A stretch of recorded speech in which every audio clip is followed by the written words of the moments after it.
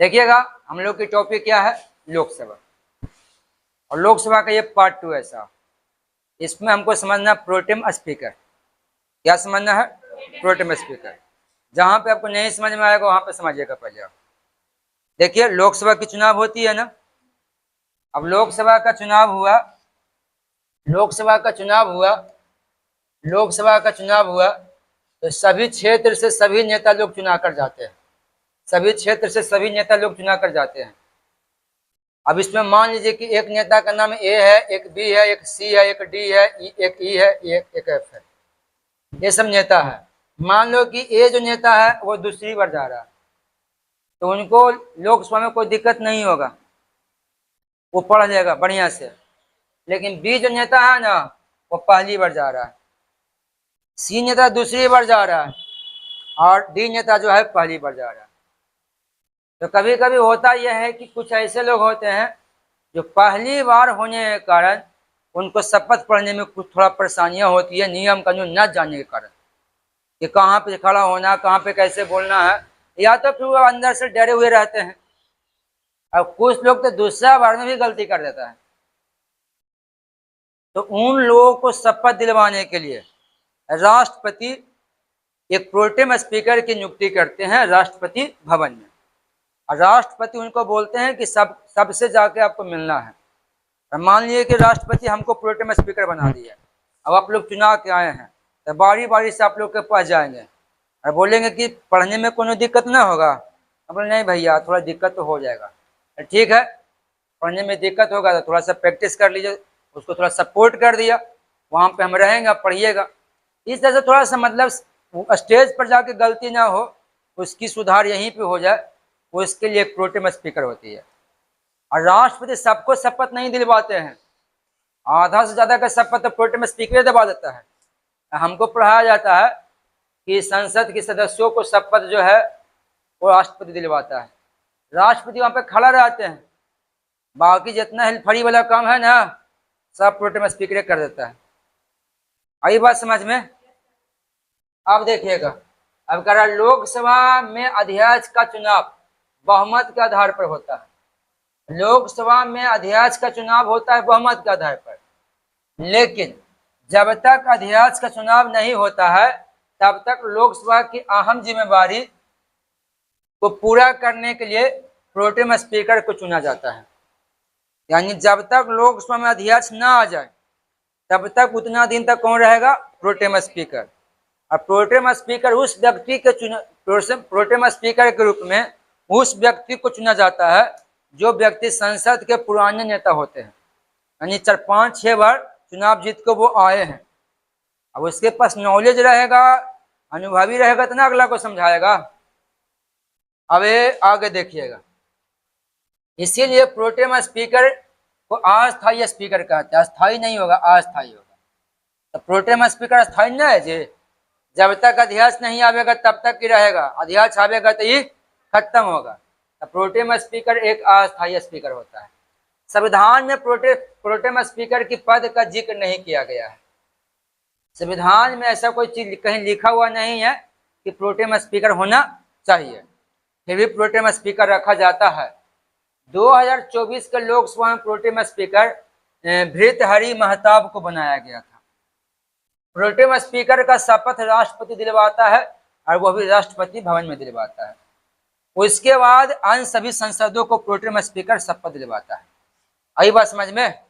तब यहाँ से देखिए कौन कौन क्वेश्चन पूछेगा। जो पहला क्वेश्चन, प्रोटेम स्पीकर, हाँ, जब तक अध्यक्ष की चुनाव नहीं होती है तब तक उससे पहले लोकसभा में कौन डील करता है? Pro tem speaker. उसका काम है सबको शपथ वगैरह दिलवाना, सबको डील करना। प्रोटेम स्पीकर को हम अस्थायी अध्यक्ष कहें कि अस्थायी? अस्थायी। संविधान में इसका कहीं चर्चा है? नहीं है। इसको नियुक्त कौन करता है? कहाँ नियुक्त होती है?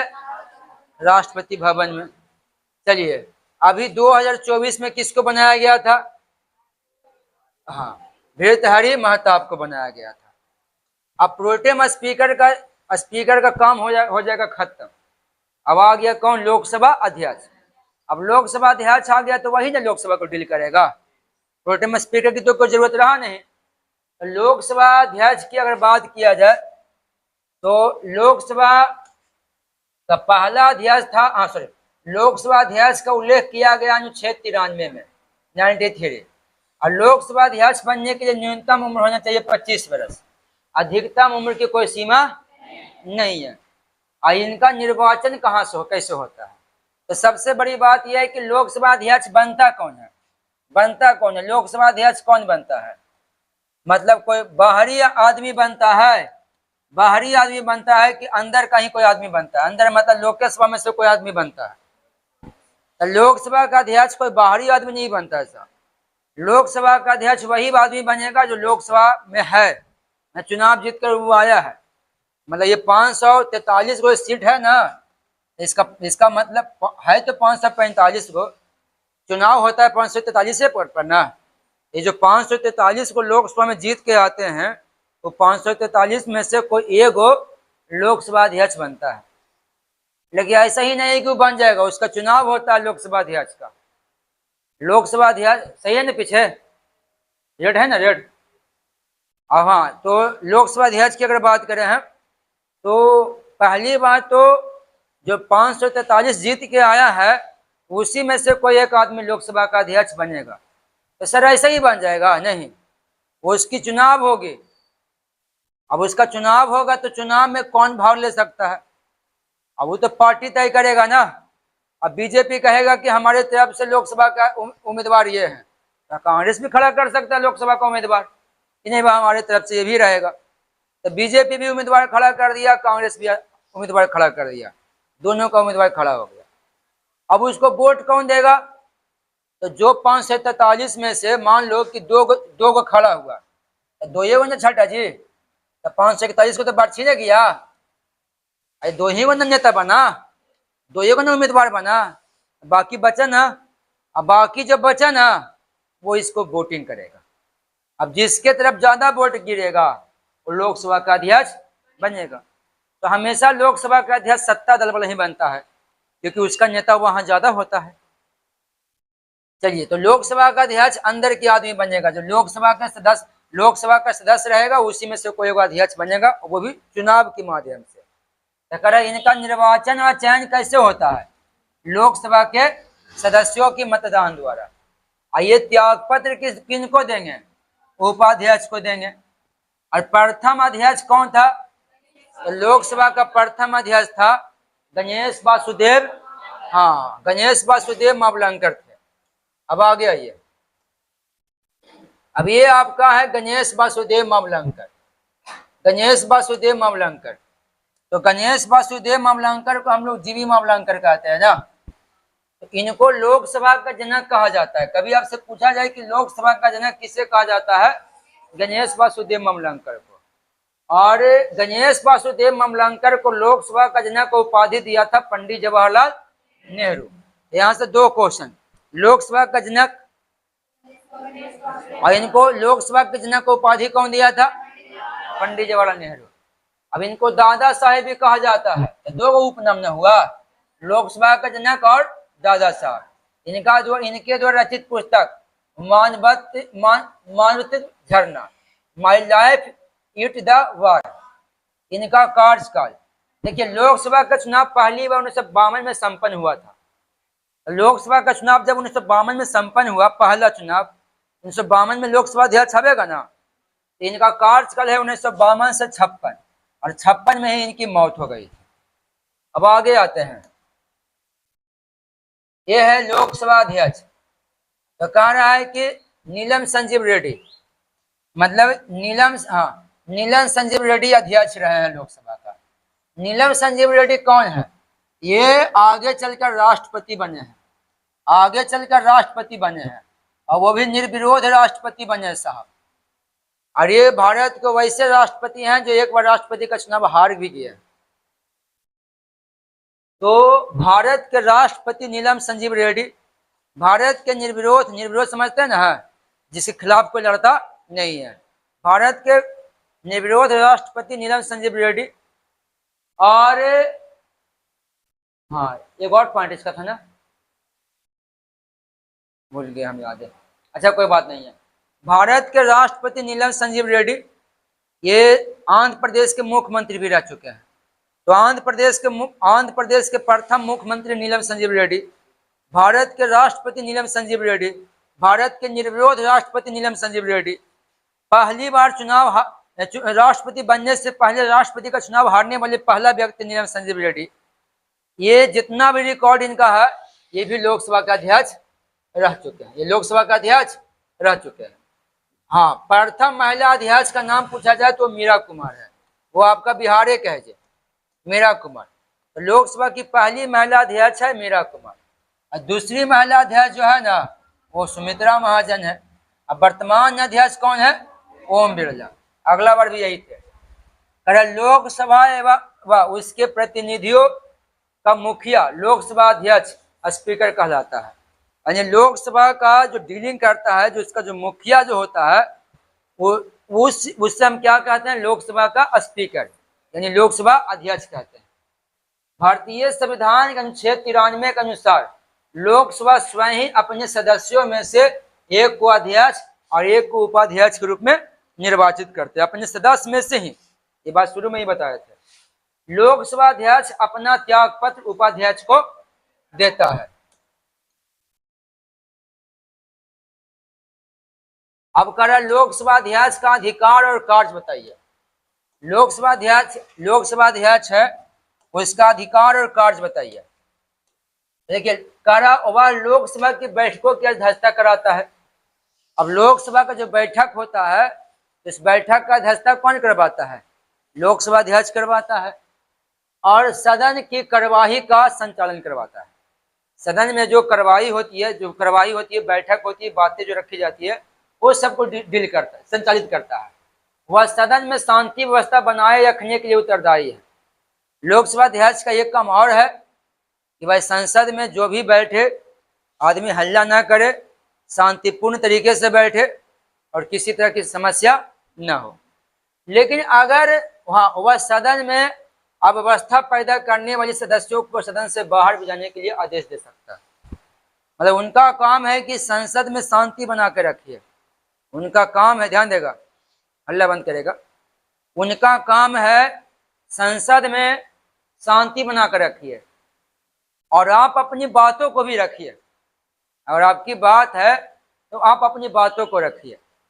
लेकिन कभी कभी आदमी बात रखने में ही विवाद में आ जाता है। बस आप बात रख दिए, अगला व्यक्ति को बुरा लग जाएगा।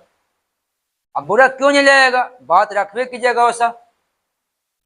जैसे देखिए साहब, ये संसद है, यहाँ बातें होनी चाहिए देश का ना। अब पर्सनल आप पे हम बात कर दिए, आपकी फैमिली पर, तो आपको बुरा लगेगा नहीं लगेगा? तो कुर्सी उठा के नहीं फेंक दीजिएगा, है ना? तो बात ऐसा रखिए कि देश की बातें हो। बात ऐसा मत रखिए कि जो बातें देश की बात है ही नहीं, वो बात उसकी परिवार को टच कर रहा है, तो कहीं ना कहीं ये सब किसी न किसी को बुरा लग जाएगा। जैसे अभी कुछ दिन पहले ही कहीं मैटर है, एक व्यक्ति है जिनका कौन ठाकुर तो है, उनका नाम हमको ध्यान में नहीं है। वो लोकसभा में बोले थे कि जैसे राहुल गांधी की डिमांड थी कि जातीय जनगणना होना चाहिए, जिसकी जितनी आबादी उसका उतना अधिकार। तो राहुल गांधी का कहना है कि देश में एक जनगणना हो और उस जनगणना के माध्यम से ये बताया जाए कि देश में कौन जाति का आबादी कितना है। ये राहुल गांधी का मांग था। उसी पर एक बीजेपी का नेता है, उनका नाम ध्यान में हमको नहीं है, वो बोले, बल्कि फेमस आदमी वो है, वो बोले कि जिसका खुद का जात नहीं है वो जातीय जनगणना करवाने चला है। वो बोल दिया राहुल गांधी पर। उनके हिसाब से हुआ कि राहुल गांधी का जात नहीं है। जैसे उनकी माँ जो है वो ईसाई है, उनके पिताजी हिंदू है, पिताजी हिंदू हुआ ना, और बात रहा दादी, तो दादी पारसी है। उसी एंगल से बोला कि राहुल गांधी का कौन जात है, जातीय जनगणना करवा रहा है। अब सवाल है कि बीजेपी के नेता को यह बात बोलना उचित है? अब इस पर तो हम कुछ बोल ही नहीं सकते हैं भाई। लेकिन हमारे हिसाब से लगता है कि बात होनी चाहिए, हम नहीं बोलना चाहते, छोड़ दो, बोल देंगे किसी को बुरा लग जाएगा, क्योंकि हमारे देश में बीजेपी का भी फैन घूमता है और कांग्रेस का भी फैन घूमता है। लेकिन चलिए, वो व्यक्ति वो बात बोल दिए, वो व्यक्ति बात बोल दिए। अब इस पर राहुल गांधी बोले कि हमारी बेइज्जती हुई, हमें बेइज्जत किया गया, लेकिन हम उनको कहते हैं कि आप हमसे माफी मत मांगिए, लेकिन संसद में मेरी बेइज्जती हुई है। अगर राहुल गांधी ये बोलते हैं कि संसद में मेरी बेइज्जती हुई है, इसका मतलब है कहीं ना कहीं इनके द्वारा बोले गए बात उनके दिल को ठेस पहुंचाया। अखिलेश यादव खड़ा हो गया, बोले जाति, राहुल गांधी का जाति का पूछा गया, आप जाति क्यों पूछ दिए? अब बेचारे अध्यक्ष महोदय ठोक रहे हैं, चुप रहो जी, चुप रहो, माहौल खराब हो गया ना।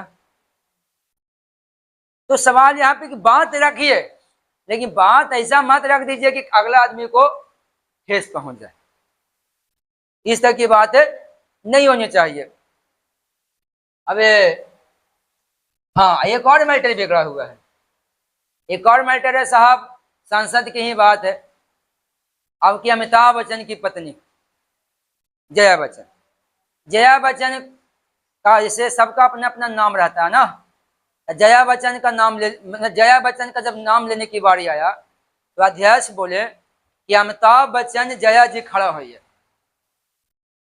यानी उनके नाम में उनका पति का नाम जोड़ के बोल दिया।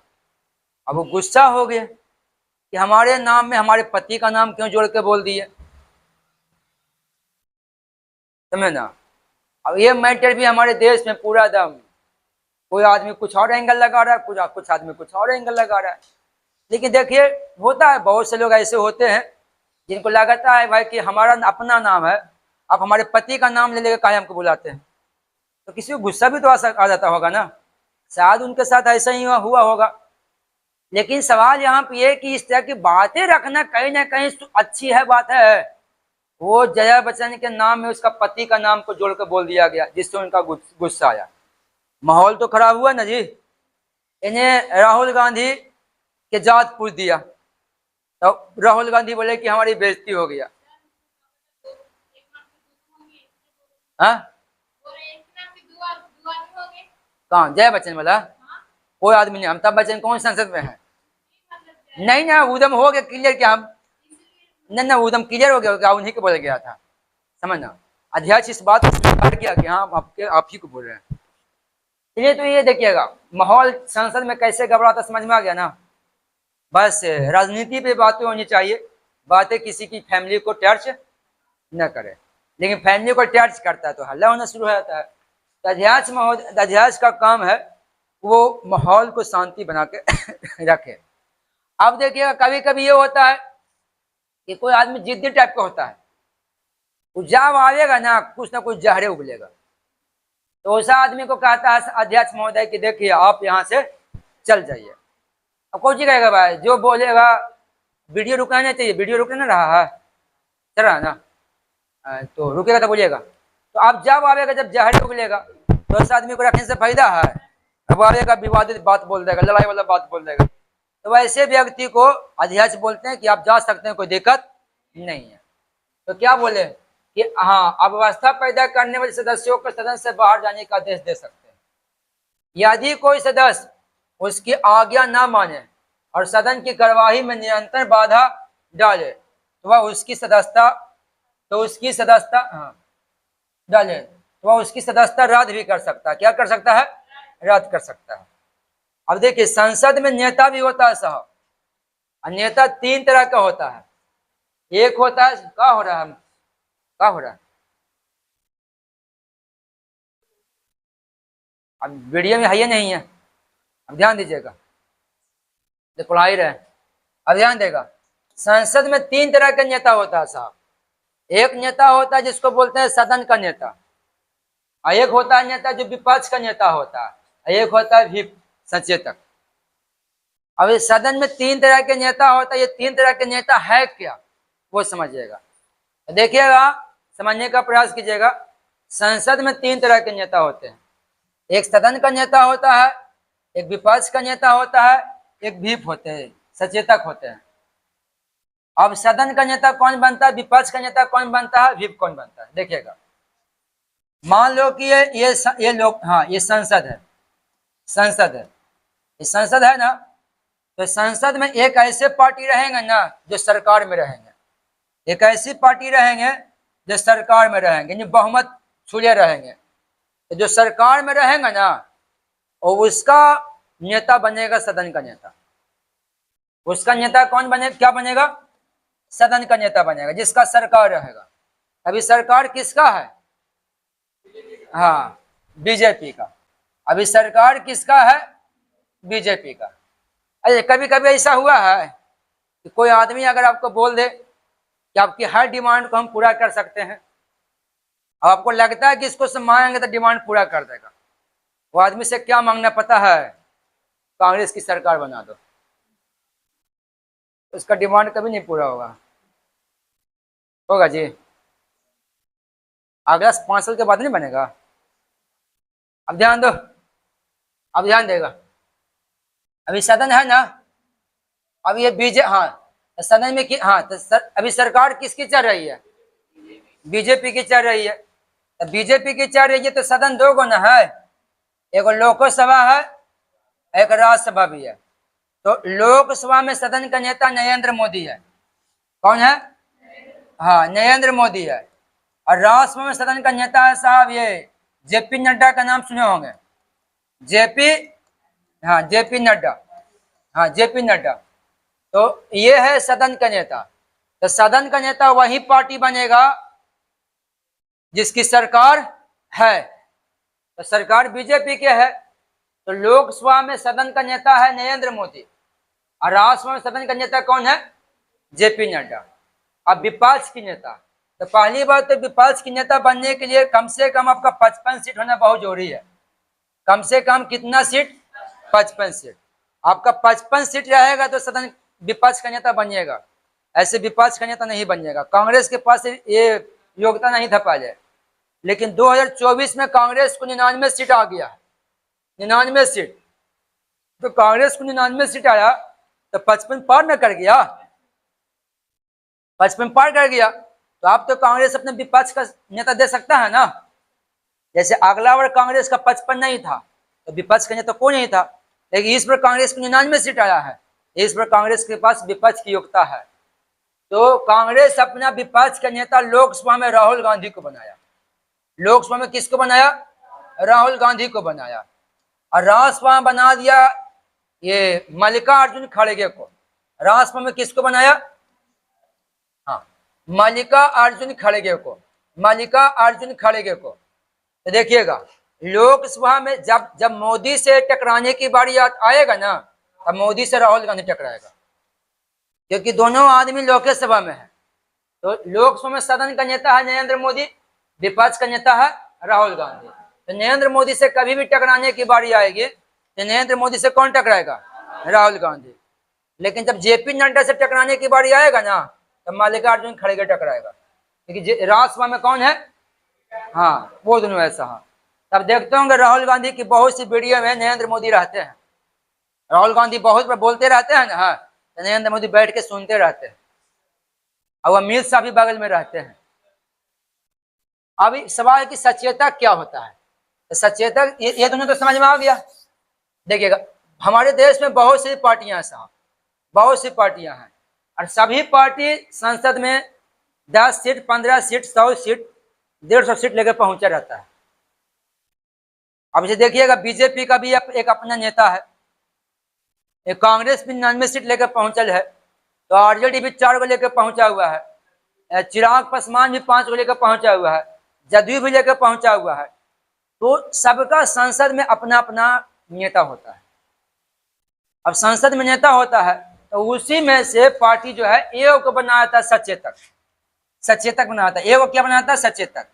ये क्या करता है कि मान लेता है कि एक पार्टी है और उसको 15 को संसद है, किसी पार्टी का 15 संसद है, तो ये 15 को फोन करके बुलाएगा कि लोकसभा की बैठक में आओ। तो पहली तो 15 से डेली बात करेगा, 15 पर नजर रखेगा कि किससे मिलता है, किससे बातचीत करता है, इसके घर पे कौन आता है, कौन जाता है, और किसके तरफ इसका झुकाव हो रहा है, थोड़ा सा शक हुआ ना, तब पार्टी अध्यक्ष को सूचित कर दिया, ये लगता है कि घबरा रहा है, देखिए चाय पिया आता है इसको। इसका मतलब ज्यादा जैसे छोड़ दीजिएगा किसी को, तब फिर दूसरा पार्टी में ना चल जाएगा, तो फिर वो मिल जाएगा। तब फिर मान लिया साहब 15 का है, अब चच्चे के बात करते हैं, नीतीश जी का बात करते हैं। नीतीश जी का कितना 13 ना है जी, हमको ध्यान में नहीं है, 13-14 इसी होगा, 14 नहीं 13 होगा। अब मान लो चचा का 13 गो है, 13 गो है, ठीक है।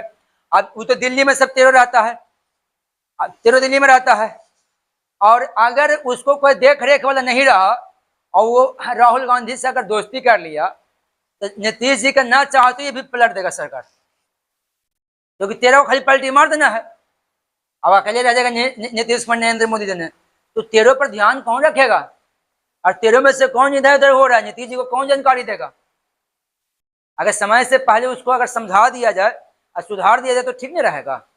तो उसके लिए बनाया जाता है एगो मतलब कि सचेतक विप। ये क्या करता है कि सबको सब पे नजर रखता है और सबको बारी बारी से समझाते रहता है। और मतलब कि जैसे सांसद है, देखता है कि आज हमारा पार्टी का 15 नेता है, तो 15 आया है कि नहीं आया है, 15 को आया 10 को, 5 को नहीं आया, जैसे पूछता का जी नहीं आए थे, तो नहीं भैया तबीयत खराब था, तबीयत खराब था ना, कोई दिक्कत ना है, नहीं बस तबीयत खराब था, स्वास्थ्य खराब हो गया था, ठीक है, तो कल आइएगा ना, हाँ कल आएंगे। देखे नजर, मतलब कि आज नहीं आया है तो कल आना है, और नहीं आया तो क्यों नहीं आया, इसकी भी जानकारी रखनी है। तो हर पार्टी एक वो ऐसा ऐसा अपना बनेले रहता है। तो आप व्हीप और सचेतता का मतलब समझ में आ गया ना, कोई दिक्कत नहीं। अब आगे देखिएगा,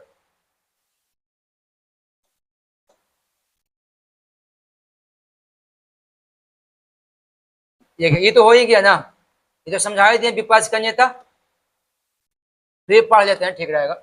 देखिएगा, सदन का नेता, लोकसभा में सदन का नेता कौन है, प्रधानमंत्री। विपक्ष का नेता, संसद के दोनों सदनों में एक एक विपक्ष का नेता होता है, राज्यसभा में विपक्ष का नेता होता है और लोकसभा में होता है। विपक्ष में सबसे बड़ी पार्टी कुल सदस्यों के 10वें हिस्से का करीब होना चाहिए। विपक्ष का नेता बनने के लिए लोकसभा में न्यूनतम 55 सांसद होना जरूरी है। अब आगे देखिएगा, देखिएगा लोकसभा में विपक्ष का नेता कौन है, राहुल गांधी। राज्यसभा में विपक्ष का नेता मल्लिकार्जुन खड़गे।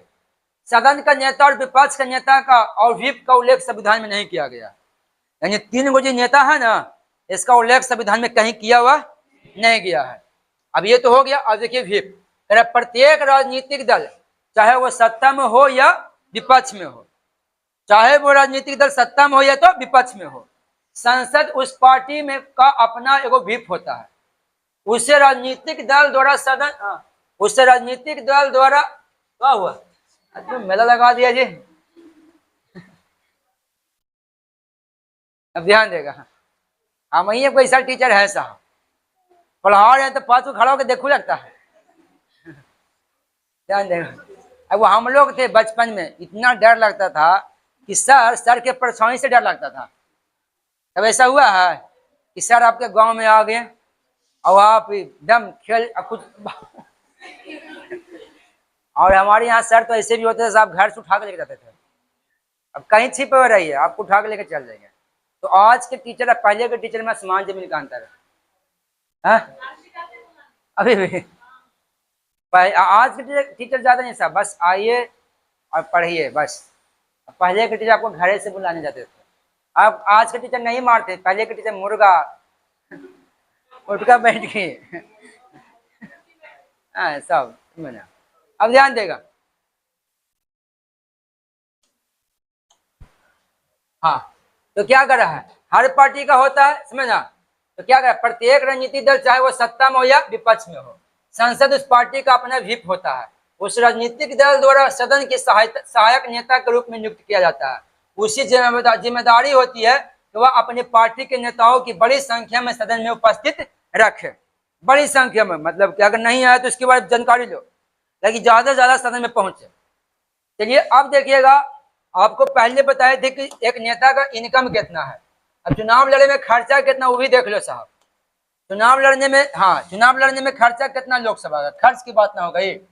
लोकसभा निर्वाचन क्षेत्र में प्रत्याशी अधिकतम 95 लाख खर्च कर सकता है। अगर आप लोकसभा का चुनाव लड़ना चाहते हैं ना, तो 95 लाख रुपए अधिकतम खर्च कर सकते हैं। यानी 1 करोड़ में 5 लाख का मैनेज हुआ। अरे भैया, सीधे से 1 ही करोड़ का रहता है ना, नेताजी तो 1 करोड़ पहुंचा देते होंगे। अब देखिएगा, उम्मीदवारों की जमा करने वाली जमानत राशि, अगर समान वर्ग से है ना, तो जमानत राशि आपको 25 रुपये लगेगा। अब अगर आप SC/ST में आते हैं ना, तो 12,500 लगेगा। तो अगर जनरल आदमी अगर सांसद का चुनाव लड़ना चाहता है, तो 25,000 रुपये उसको लगेगा। और ST/ST वाला अगर लड़ना चाहता है, तो उसको 12,500 रुपये लगेगा। और 1/6 से अगर कम मत लेके आते हैं, तो जमानत राशि जब्त कर ली जाएगी।